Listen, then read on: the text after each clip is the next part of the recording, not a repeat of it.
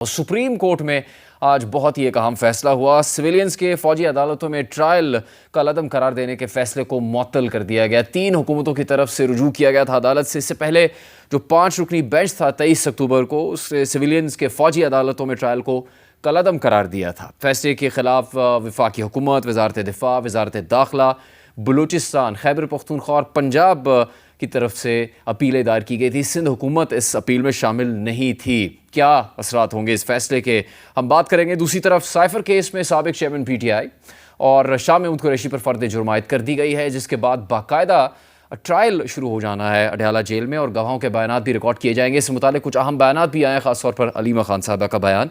ये 2 अहम अदालती मामलात, इसके अलावा इलेक्शन कमीशन को शेड्यूल देना है, जिस पर तहरीक इंसाफ का बड़ा वाज़ेह मौक़िफ़ आया कि अगर ये शेड्यूल ना दिया गया तो तौहीन के मुर्तकब हो सकता है। इलेक्शन कमीशन नवाज शरीफ साहब, साबिक वज़ीर आज़म, कहते हैं कि इंतकाम वो नहीं चाहते लेकिन हिसाब बनता है। किससे वो हिसाब मांग रहे हैं, इस पर हम इस प्रोग्राम में बात करेंगे। हमारे साथ पाकिस्तान के सीनियर वकील सलमान अकरम राजा, माहिर कानून हैं, वकील भी हैं, साबिक चेयरमैन PTI और कई अहम केसेस में पाकिस्तान की तारीख में वो पैरवी कर चुके हैं। बैरिस्टर मोहसिन शाहनवाज रांझा मुस्लिम लीग नून के रहनुमा हैं, उनसे हम बात करेंगे। इसके अलावा हसन रज़ा पाशा, माहिर कानून, उनसे भी उनकी राय लेंगे। सलमान अकरम राजा साहब, जो आज सुप्रीम कोर्ट ने रास्ता मुतय्यन किया है, इसी पे अब आगे चलना होगा और जो खदशात हैं किसी भी तरह के, उनका अजाला क्या हो सकेगा इस बात से कि फ़ौजी अदालतों में ट्रायल का हतमी फ़ैसला सुप्रीम कोर्ट के फ़ैसले से मशरूत होगा, या फिर ख्वाजा हारिस साहब ने जो तफसील बताई जिसमें उन्होंने कहा कि सब सिविलियंस का नहीं होना ट्रायल, वो लोग जो कौमी सलामती के लिए शदीद ख़तरे का बाइस बने हैं उन्हीं का ट्रायल फ़ौजी अदालतों में होना है?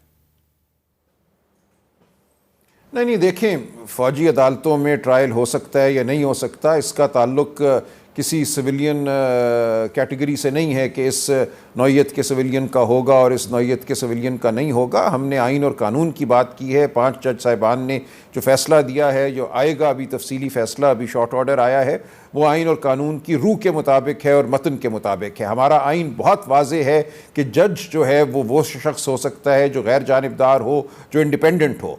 किसी इदारे का, इंतज़ामी इदारे का एक मातहत अफसर, वो कर्नल हो या मेजर हो, वो किसी सूरत जज नहीं हो सकता। Judicial power of the state एक तसव्वुर है कि कौन है जो इंसाफ के मनसब पर बैठ सकता है। ये फ़ैसले पिछले 40 साल से हमारे सुप्रीम कोर्ट के तवातर से हैं और अगर कोई आज ये कहता है कि सिविलियंस का ट्रायल कर्नल साहिबान और मेजर साहिबान पर मुश्तमिल एक अदालत, तो हम उसको नहीं कहेंगे, एक पैनल के सामने हो सकता है, तो ये हमारे आइन की बिल्कुल एक बुनियादी नौइयत की रूगर्दानी होगी।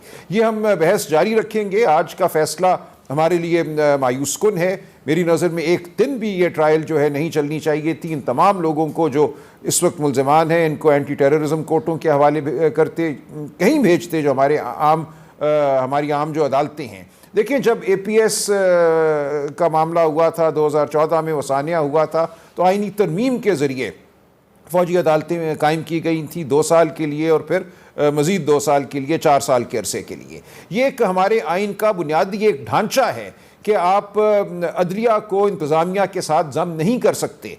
अफवाज पाकिस्तान और अफवाज पाकिस्तान के अफसरान जो हैं वो डिफेंस डिवीज़न के मातहत अफसर हैं। वो किसी सूरत भी गैर जानिबदार इंडिपेंडेंट लोग नहीं हैं जो अदलिया के डिसिप्लिन के मातहत हों। लिहाजा ये एक बुनियादी नौइयत का मामला है। जब आइनी तरमीम भी हुई थी तो जस्टिस फायज़ ईसा साहब ने उस वक्त फ़ैसला दिया था कि उस आइनी तरमीम के तहत भी सिविलियंस का ट्रायल जो है फ़ौजी अदालतों के सामने नहीं हो सकता। तो हमारी एक अच्छी तारीख़ भी मौजूद है और एक तारीख़ भी मौजूद है। हमें कोशिश ये करनी है कि हम अच्छी तारीख़ और अच्छी नज़ीरों से सबक लें और उनको आगे बढ़ाएं, ना कि वक्ती एक सियासी फ़ायदे के लिए, एक पार्टी को सल्ब करने के लिए हम वो बातें कर बैठें जो कल को मुझे, आपको, मोहसिन शाहनवाज रांझा को, सबको आके डसेंगी। आज हम बुनियादी नौइयत की गुफ्तगू कर रहे हैं। इसमें हम हमेशा यही करते हैं, बुनियादी मामलात का हम जो अहाता है वो आज के हवाले से करते हैं। आज किसको नुकसान हुआ, आज किसको फ़ायदा हुआ, और हम ये नहीं देखते कि कल क्या होगा और आने वाले सालों में क्या होगा। तो हम उसूल की बात कर रहे हैं, उसूल की बात पर हम डटे रहेंगे। बहुत से फ़ैसले हैं माजी के, वो डोसो का फ़ैसला हो, तमीज़ुद्दीन का फ़ैसला हो, बड़े तम तराक से अदालतों ने फैसले दिए, तारीख ने उन फैसलों को रद्दी की टोकरी में फेंका। लिहाजा फैसला आ जाना कोई बड़ी बात नहीं है, बात असल में यह है कि उसूल क्या है, आप कहाँ खड़े हैं और तारीख का फैसला क्या होगा। हमारी नज़र तारीख पे भी है और इस अदालत पर भी है। मोहसिन शाहनवाज राजा साहब, आपकी जमात तो बहुत ज़्यादा इस चीज़ की जिद्दोजहद करती रही है, ये दावा करती रही है कि सिविलियन बालादस्ती होनी चाहिए, पार्लियामेंट की सुप्रीमेसी कायम होनी चाहिए।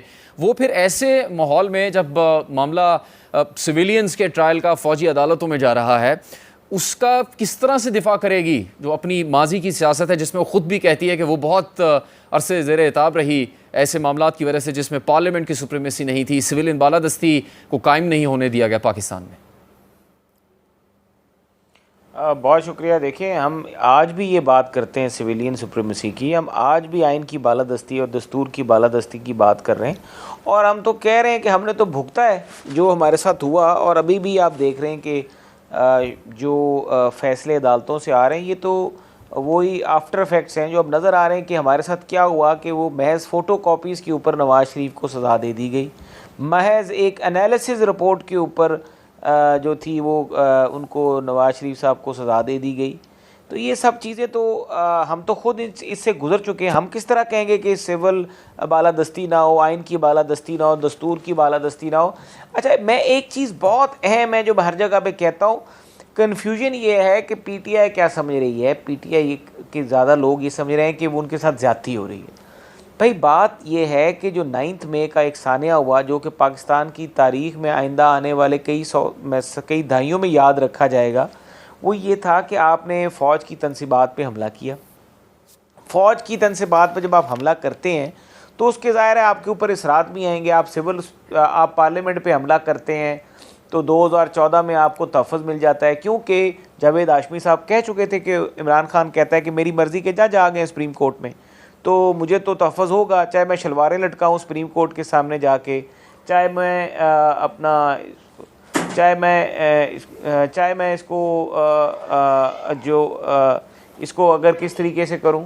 तो अगर वो इस तरह से ये करेंगे तो डी चौक के ऊपर कर लें बंदे को इकट्ठे, या वो पार्लियामेंट की ग्रिल तोड़ के अंदर दाखिल हो जाएं, चाहे वो कहें वज़ीर आज़म को गिरबान से घसीट के बाहर निकालेंगे, तो ये सब कुछ जो हो रहा था उस वक्त तक वो माहौल था। उसके बाद फिर उन्होंने पाकिस्तान के अदारों को भी नहीं छोड़ा, तो ये होना ही था जिस तरीके से उनकी तरबियत हो चुकी थी।